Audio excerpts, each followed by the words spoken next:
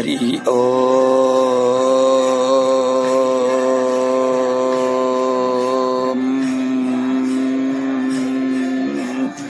ओं गं गणपतये नमः। ओं गं गुरुभ्यो नमः। ओं ऐं सरस्वती नमः। ओं सुमुखश्चैकदन्तश्च कपिलो लम्बोदरस्य विकटविघ्नराजो गणाधिप धूमकेतुर्गणाध्यक्षपालचन्द्रगजाननः द्वादशैतानि नामानि जपति शृणुयादपि सर्वकार्यसमारम्भे विघ्नस्तस्य न जायते। ओम यस्यान्तर्नादिमध्यं नैकरचरणं नाम गोत्रं न सूत्रं नो जातिर्नैव वर्णं न भवति पुरुषो न नपुंसं न च स्त्रीं नाकारं नो विकारं न हि जनिमरणं नास्ति पुण्यं न पापं नो तत्त्वं तत्त्वमेकं सहजसमरसं सद्गुरुं तं नमामि। गुरुर्ब्रह्मा गुरुर्विष्णु गुरुर्देवो महेश्वरः गुरुः साक्षात् परब्रह्म तस्मै श्री गुरवे नमः। मन्नाथ श्री जगन्नाथ मद्गुरु श्री जगद्गुरु ममात्मा सर्वभूतात्मा तस्मै श्री गुरवे नमः।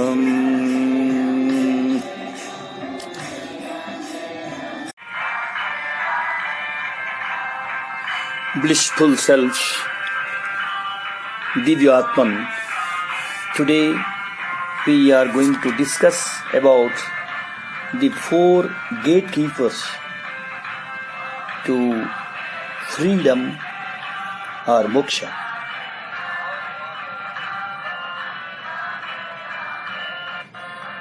As long as the highest wisdom doesn't dawn in the hearts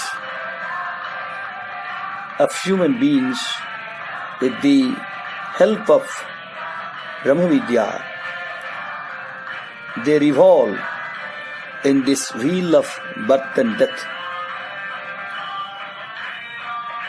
Our scriptures declare that there are 4 gatekeepers at the entrance to the realm of freedom, that is moksha. We must cultivate the friendship with all these. He alone is best among men whose mind rests in the eternal and is therefore self-controlled and at peace. He sees that pleasure and pain chase and cancel each other, and in that wisdom there is self-control and peace. He who gains the wisdom of the eternal here is freed from samsara and is not born again in ignorance. So now let us discuss about what are the 4 gatekeepers to the realm of freedom. They are self-control, spirit of inquiry, contentment and good company.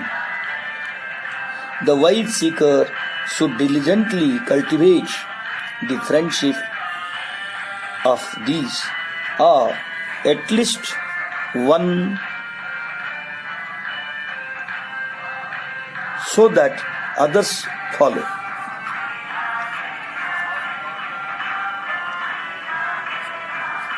When the mind is at peace and the heart leads to the supreme truth, when all the disturbing thought waves in the mind stuff have subsided and there is unbroken flow of peace and the heart is filled with the bliss of the absolute, when thus the truth has been seen in the heart, then this very world becomes an abode of bliss.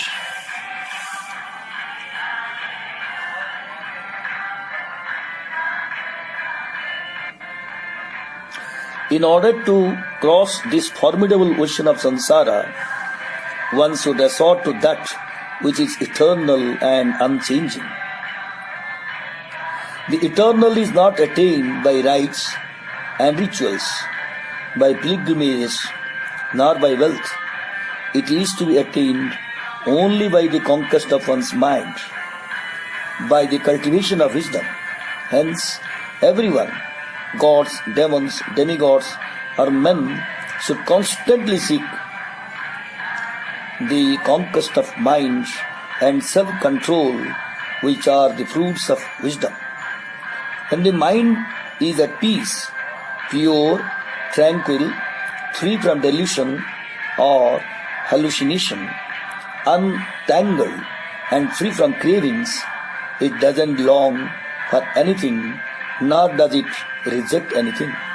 This is self-control or conquest of mind, one of the four gatekeepers to liberation. All that is good and auspicious flows from self-control. All evil is dispelled by self-control. No gain, no pleasure in this world or in heaven is comparable to the delight of self-control.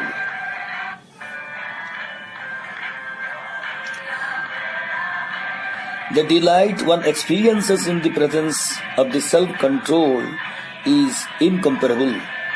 Everyone spontaneously trusts him. Self-control is the best remedy for all physical and mental ills. When there is self-control, even the food we eat tastes better, else it tastes bitter. He who wears the armor of self-control is not harmed by sorrow. He who even while hearing, touching, seeing, smelling and tasting what is regarded as pleasant and unpleasant is neither elated nor depressed, he is self-controlled. He who looks upon all beings with equal vision, having brought under control the sensations of pleasure and pain, is self-controlled. He who, though living amongst all, is unaffected by them, neither feels elated nor hates, even as one is during sleep, he is really self-controlled. Inquiry, the second gatekeeper to liberation, should be undertaken by an intelligence that has been purified by a close study of the scripture, and this inquiry should be unbroken. By such inquiry, the intelligence becomes keen and is able to realize the supreme. Hence, inquiry alone is the best remedy for the long-lasting illness known as samsara. The wise man regards strength, intellect, efficiency, and timely action as the fruits of inquiry. Indeed, kingdom, prosperity, enjoyment, as well as final liberation are all the fruits of inquiry. The spirit of inquiry protects one from the calamities that befall the unthinking fool. When the mind has been rendered dull by the absence of inquiry, even the cool rays of the moon turn into deadly weapons, and the childish imagination throws up a goblin in every dark spot. Hence, the non-inquiring fool is really a storehouse of sorrow. It is the absence of inquiry that gives rise to actions that are harmful to oneself and to others, and to numerous psychosomatic illness. Therefore, one should avoid the company of such unthinking people. They, in whom the spirit of inquiry is ever awake, illumine the world, enlighten all who come into contact with them, dispel the ghost created by an ignorant mind, and realize the falsity of sense pleasures and their objects. In the light of inquiry, there is realization of the eternal and unchanging reality. This is the supreme. With it, one doesn't long for any other gain, nor does one scorn anything. He is free from delusion, attachment, is not inactive, nor does he get drowned in action. He lives and functions in this world, and at the end of a natural lifespan, he reaches the blissful state of total freedom. The eye of spiritual inquiry doesn't lose its sight even in the midst of all activities. He who doesn't have this eye is indeed to be pitied. It is better to be born as a frog in the mud, a worm in dung, a snake in a hole, but not be one without this eye. What is inquiry? To inquire thus, who am I? How was this evil of samsara come into being is true inquiry. Knowledge of truth arises from such inquiry. From such knowledge there follows tranquility in oneself, and then there arises the supreme peace that passes understanding and the ending of all sorrow.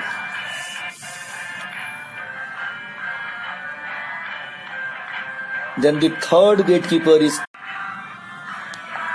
he who has quaffed the nectar of contentment doesn't relish craving for sense pleasures.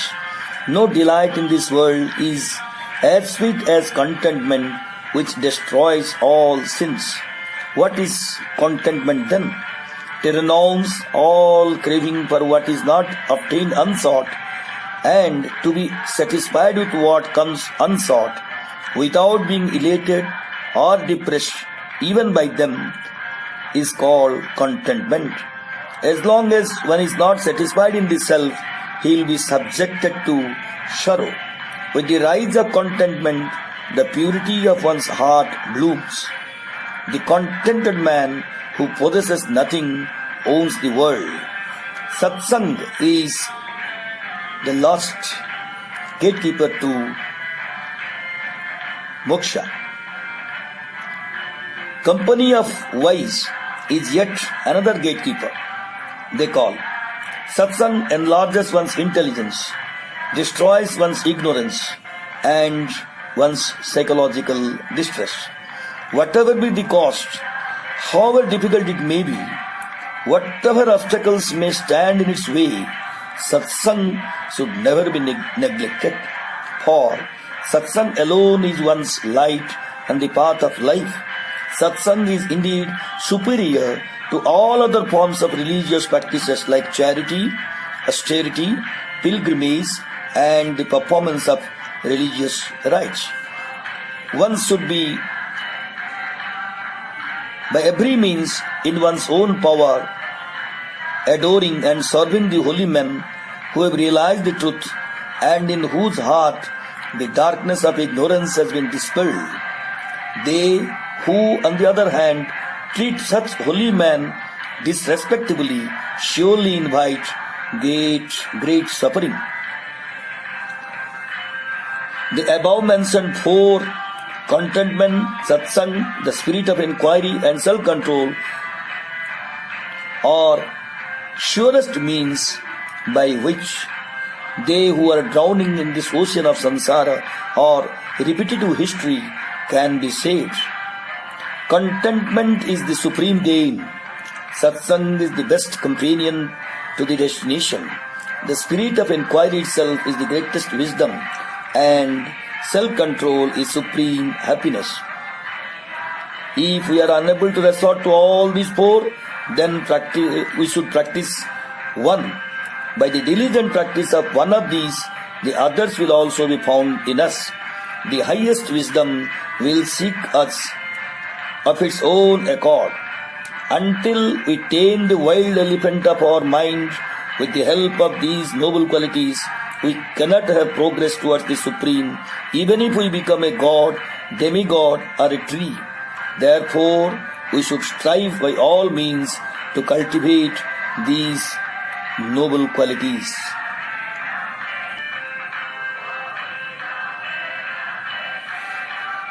Hari